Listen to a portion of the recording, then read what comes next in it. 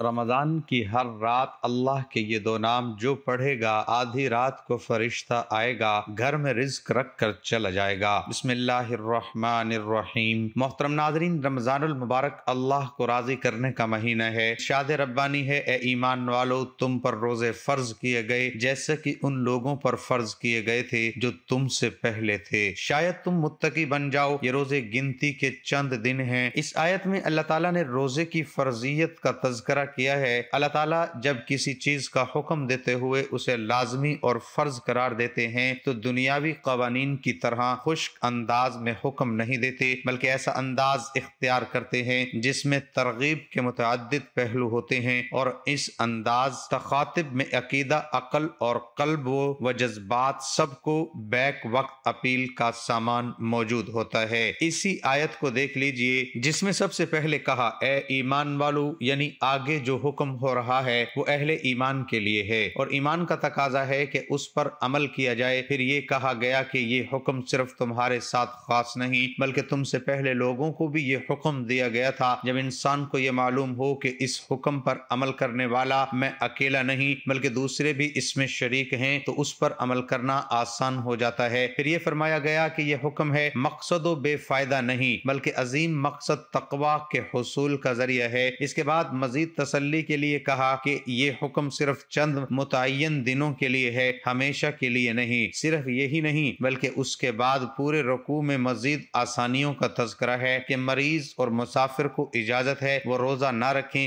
بعد میں اس کی قضا کر لیں، اور جو روزہ نہیں رکھ سکتے وہ فدیہ دے دیں۔ پھر مزید فرمایا کہ جس ماہ میں روزے کا حکم دیا گیا وہ اتنا مبارک ہے کہ اس میں قرآن کریم نازل کیا گیا۔ رمضان المبارک کا مہینہ اپنی برکتوں اور رحمتوں کے ساتھ سایہ فگن ہو رہا ہے۔ اس ماہ مبارک کو قیمتی بنانے کے لیے ضروری ہے کہ روزے کے مقصد کو ہر وقت سامنے رکھا جائے اور اس مقصد کے حصول کی کوشش کی جائے۔ اس ماہ مبارک کی عظمت کو سامنے رکھا جائے، جیسا کہ حضور اکرم صلی اللہ علیہ وآلہ وسلم نے فرمایا، تم پر ایک مہینہ سایہ فگن ہو رہا ہے جو عظمت والا بھی ہے اور برکت والا بھی۔ جب اس ماہ مبارک کی عظمت اور روزے کے مقصد کو سامنے رکھا جائے گا تو یقیناً اس ماہ مبارک کی ہمیں قدر ہوگی اور ہم اس ماہ مبارک کو اللہ تعالیٰ کی مرضی کے مطابق گزاریں گے۔ غرض یہ کہ ماہ مبارک میں اپنے جلوں میں ہزار ہار رحمتیں اور برکتیں لے کر ہمیشہ آتا رہا ہے، آئندہ بھی انشاءاللہ آئے گا، مگر کون جانتا ہے کہ اگلا رمضان المبارک ہم میں سے کس کو نصیب ہو۔ اس لیے ہم میں سے ہر شخص کو اس کی قدر کرنی چاہیے اور اس کی پذیرائی اس طرح کرنی چاہیے کہ گویا یہ ہماری زندگی کا آخری رمضان ہے۔ اس ماہ مبارک میں خصوصی اعمال، روزہ، تراویح، تلاوت قرآن کریم، ذکر الہی، دعا و استغفار کا خصوصی اہتمام کیا جائے۔ اس سراپا نور مہینے میں جس قدر نورانی اعمال کیے جائیں گے اس قدر روح میں لطافت، بالیدگی اور قلب میں نورانیت پیدا ہوگی۔ خصوصاً قرآن کریم کی تلاوت کا اہتمام، کیونکہ اس ماہ کو قرآن کریم سے خاص نسبت ہے۔ اس مہینے میں جھوٹ، بہتان، غیبت اور دیگر تمام آلودگیوں سے پرہیز کا پورا اہتمام کیا جائے۔ حدیث میں فرمایا گیا ہے کہ جو شخص روزے کی حالت میں جھوٹ بولنے اور غلط کام کرنے سے پرہیز نہ کرے، اللہ تعالیٰ کو اس کے بھوکا پیاسا رہنے کی کوئی حاجت نہیں۔ ایک اور حدیث میں ہے کہ بہت سے روزے دار ایسے ہیں جنہیں بھوک پیاس کے سوا کچھ حاصل نہیں ہوتا، نعوذ باللہ۔ روزے کی حالت میں کان کی، آنکھوں کی، پیٹ کی، شرمگاہ کی اور دیگر اعضاء کی حفاظت لازم ہے۔ غرض اس مہینے میں گناہوں کا ترک کرنا لازم ہے، اور اگر ذرا سی ہمت سے کام لیا جائے تو ان چند دنوں میں گناہوں کا چھوڑنا بہت آسان ہو جائے گا۔ جہاں گناہوں سے پرہیز لازم ہے وہاں بے فائدہ اور لا یعنی مشاغل سے بھی احتراز کرنا چاہیے، کیونکہ یہ بے مقصد کے مشغلے انسان کو مقصد سے ہٹا دیتے ہیں۔ اس ماہ مبارک میں قلوب کا تصفیہ بھی بہت ضروری ہے۔ جس دل میں کینہ،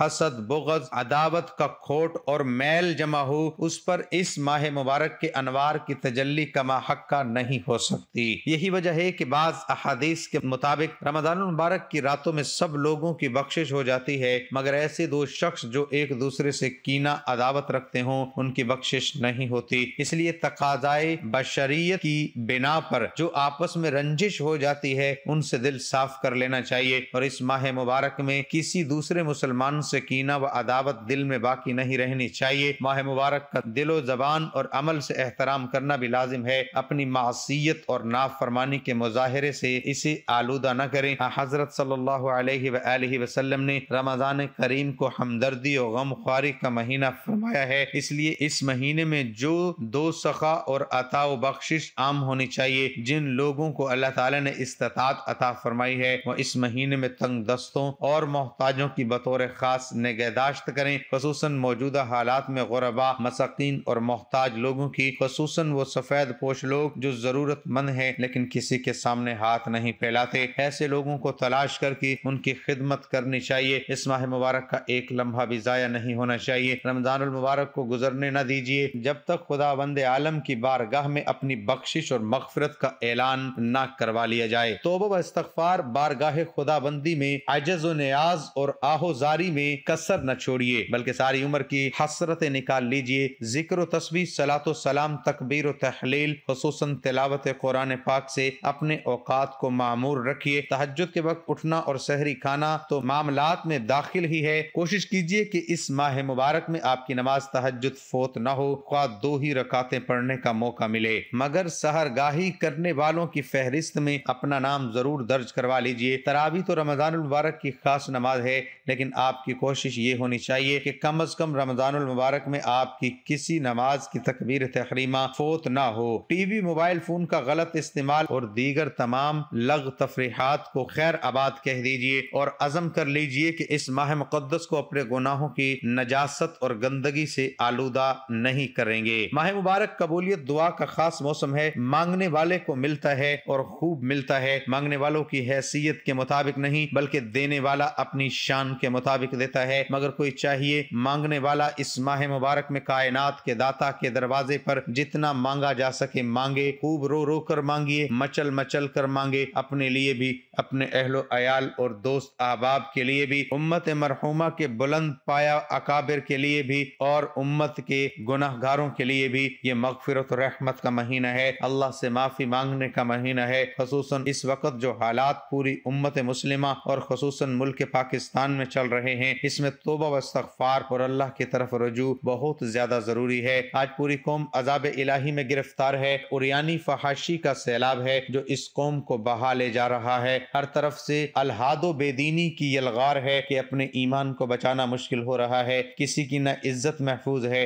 نہ جان، نہ مال و آبرو، مہنگائی نے ہر شخص کی کمر توڑ رکھی ہے، امن و امان نام کی کوئی چیز پورے ملک میں نہیں، خواتین کے حقوق کے نام پر بے حیائی اور فحاشی کو رواج دیا جا رہا ہے۔ غرض یہ کہ اس وقت پورا ملک ایک عجیب و غریب منظر نامہ پیش کر رہا ہے، ایک خوف، انتشار، تشویش کی کیفیت طاری ہے، کوئی راہ سجائی نہیں دے رہی، الزامات و تہمات کی بارش ہے، ہر شخص دوسرے کو مورد الزام ٹھہرا رہا ہے، قتل و غارت گری کا بازار گرم ہے، طبقاتی منافرت، صوبائی عصیت، لسانی و منافرت نے ہر ایک کو اپنی لپیٹ میں لے رکھا ہے، بھائی بھائی کے خون کا پیاسا ہے، افراتفری اور بے اعتمادی کی بدبودار فضا میں دم گھٹا جا رہا ہے، ہر طرف سے انا و لاغری میں میں اور تو کے نعرے بلند ہو رہے ہیں۔ یہ عذاب الہی نہیں تو کیا ہے؟ اور عذاب الہی کیوں نہ آئے؟ جس ملک کو اسلام کے نام پر بے شمار قربانیوں کے بعد حاصل کیا گیا، اس ملک میں اسلام کا مذاق اڑایا گیا، سود کو حلال قرار دے کر اللہ اور اس کے رسول صلی اللہ علیہ وآلہ وسلم سے اعلان جنگ کیا گیا، قرآن میں تحریف کی گئی، خود ساختہ دانشوروں نے قرآن کریم کو اپنی مرضی کے معنی کا لباس پہنانا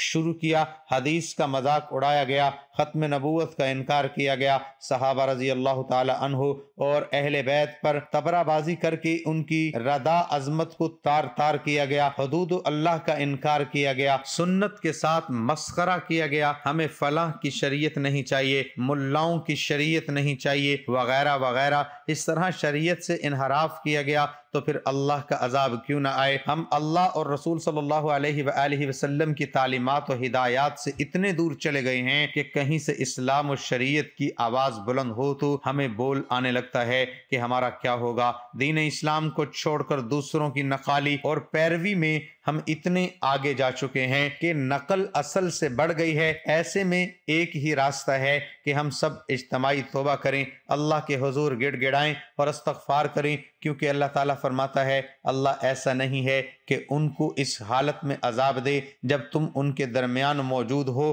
اور اللہ اس حالت میں بھی ان کو عذاب دینے والا نہیں جب وہ استغفار کرتے ہوں۔ علامہ شبیر احمد عثمانی اس آیت کی تفسیر میں لکھتے ہیں، نزول عذاب سے دو چیزیں مانے ہیں، ایک ان کے درمیان پیغمبر کا موجود رہنا، دوسرے استغفار، یعنی مکہ میں حضرت صلی اللہ علیہ وآلہ وسلم کے قدم سے عذاب اٹک رہا تھا، اب ان پر عذاب آیا۔ اسی طرح جب تک گنہگار نادم رہے اور توبہ کرتا رہے تو پکڑا نہیں جاتا، اگرچہ بڑے سے بڑا گناہ ہو۔ حضرت محمد صلی اللہ علیہ وآلہ وسلم نے فرمایا، گناہگاروں کی پناہ دو چیزیں ہیں، ایک میرا وجود، دوسرا استغفار۔ بات دراصل یہ ہے کہ سزا تو باقی قوم کو ملتی ہے۔ مسلمانوں نے اسلام کو زبانی قبول تو کیا ہے لیکن عملاً اسے چھوڑ دیا، جس کے دو ہی مطلب ہو سکتے ہیں، یا تو وہ عملاً باغی ہے یا عملاً منافق۔ بغاوت کا جرم بھی انتہائی سخت ہے اور نفاق کا جرم بھی انتہائی شدید۔ آج مسلمان قوم یا تو عملی بغاوت میں مبتلا ہے یا پھر شدید نفاق کا شکار ہے۔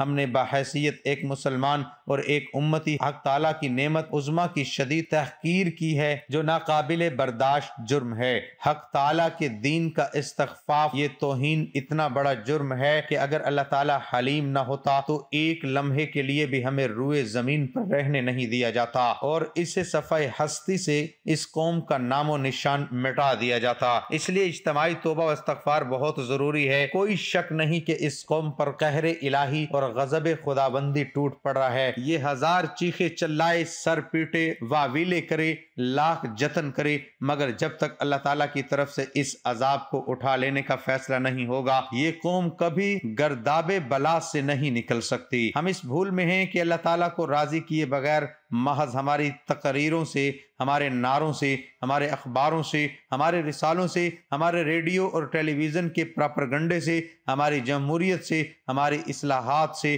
ہماری حکومتوں سے، ہماری قیادت سے، ہمارے عوامی شعور سے، ہمارے قومی تدبر سے فضا بدل جائے گی، ہوا کا رخ پلٹ جائے گا، طوفان کا دھارا مڑ جائے گا، نفرت کا دھواں چھٹ جائے گا، انتشار و افتراق کا آتش فشاں سرد ہو جائے گا، اور ہم صرف اپنی ناکارہ تدبیروں سے حالات پر قابو پا لینے میں کامیاب ہو جائیں گے۔ اگر ہماری خوش فہمیوں سے حالات بدل جاتے تو اب تک کبھی کے بدل گئے ہوتے، مگر حق تعالیٰ کا فیصلہ یہ ہے کہ بے شک اللہ تعالیٰ راہ نہیں سمجھاتا بدکار قوم کو۔ جب تک معاشرے پر فسق و بدکاری کا عفریت مسلط ہے، ہمیں کبھی فلاح و بہبود کا راستہ نہیں مل سکتا، بلکہ جو تدبیر ہوگی الٹی ہوگی۔ اس قہر الہی سے بچنے کا صرف ایک ہی راستہ ہے، وہ یہ کہ ہم توبہ و استغفار سے اللہ تعالیٰ کو راضی کریں اور اللہ تعالیٰ سے ہم نے جو معاملہ بگاڑ لیا ہے اس کی اصلاح کریں۔ ایک روایت میں اللہ کے نبی صلی اللہ علیہ وآلہ وسلم کا فرمان ہے، میری امت اس وقت تک ذلیل و خوار نہیں ہو سکتی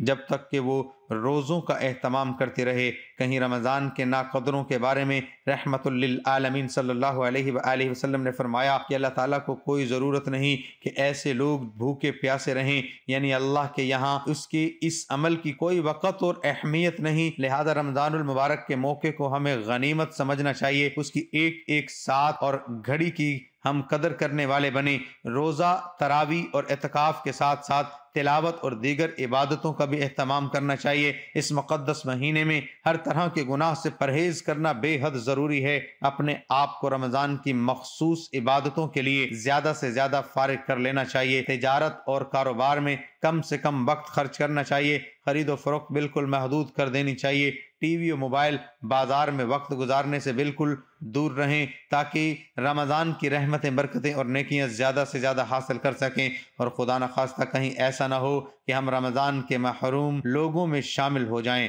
بجائے سعادت مندی کی بدبختی ہمارے ہاتھ آ جائے، بجائے رحمت الہی کی فرشتوں کی لعنت ہم پر برسی، اور نہ جانے ان سب کی تلافی کے لیے اگر رمضان ملے یا نہ ملے، اللہ تعالی ہمارے حال پر رحم فرمائے، ہماری توبہ قبول فرمائے اور ہمیں اللہ کو راضی کرنے کی توفیق عطا فرمائے، آمین۔ محترم ناظرین، رمضان کی ہر رات اللہ کے یہ دو نام جو پڑھے گا، آدھی رات فرشتہ آئے گا، گھر میں رزق رکھ کر چلا جائے گا انشاءاللہ۔ ناظرین، رمضان المبارک کے حالات سراپا سلامتی ہے، ہر رات اللہ کی رحمتیں برستی ہے، ہر رات اللہ کے فرشتے آتے ہیں اللہ کے بندوں کے لیے اللہ کے انعامات لے کر، بس جو بندے اللہ کو یاد کرتے ہیں، ذکر کرتے ہیں، تو وہ انعامات اس بندے کا مقدر بن جاتے ہیں۔ اور جو لوگ ان راتوں کو بھی فضول کاموں میں ضائع کرتے ہیں وہ اللہ کے ان انعامات سے محروم رہ جاتے ہیں۔ تو یہ انعامات کیا ہیں؟ اگر کوئی بیمار ہے تو اللہ اس کو صحت دیتا ہے، اگر کوئی مصیبت زدہ ہے اس کی مصیبت دور کرتا ہے، اگر کوئی رزق کی تنگی کی وجہ سے پریشان ہے،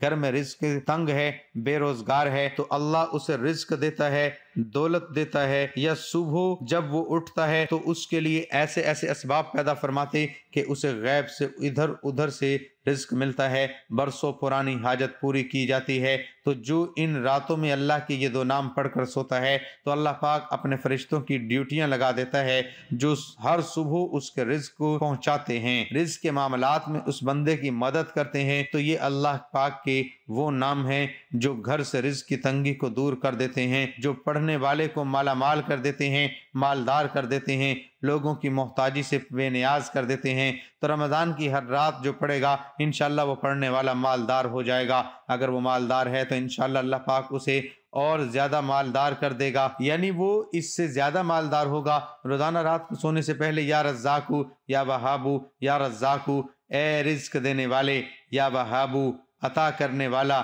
جب آپ ان کو اکٹھا ملا کر ایک تسبیح پڑھیں گے، یا رزاقو یا وہابو یعنی بہت زیادہ رزق عطا کرنے والا، وہم و گمان سے بڑھ کر رزق دینے والا، تو اللہ پاک آپ کو آپ کے وہم و گمان سے بڑھ کر دے گا، اتنا دے گا آپ کا ہاتھ بھی دینے والا بن جائے گا۔ تو جو بھی عمل کرے اول و آخر درود پاک لازمی پڑھیں، ایک بار ثواب کی نیت سے میرے ساتھ بھی پڑھیں۔ اللہم صلی علی محمد وعلی آل محمد کما صلیت علی ابراہیم وعلی آل ابراہیم انک حمید مجید۔ اللہم بارک علی محمد وعلی آل محمد کما بارکت علی ابراہیم وعلی آل ابراہیم انک حمید مجید۔ انشاءاللہ جب آپ دعائیں مانگیں گی آپ کی ہر دعا قبول ہوگی۔ تو رمضان کی ہر رات اللہ کی یہ دو نام پڑھ کر لازمی سنیں، 100 مرتبہ یا 41 مرتبہ لازمی پڑھیں۔ اگر آپ کو ویڈیو اچھی لگی اسے آپ نے لائک کرنا ہے، شیئر کرنا ہے اور چینل کو سبسکرائب کرنا ہے۔ جزاک اللہ۔ اللہ تعالیٰ کے 99 ناموں میں سے ایک نام ضرور ٹائپ کریں۔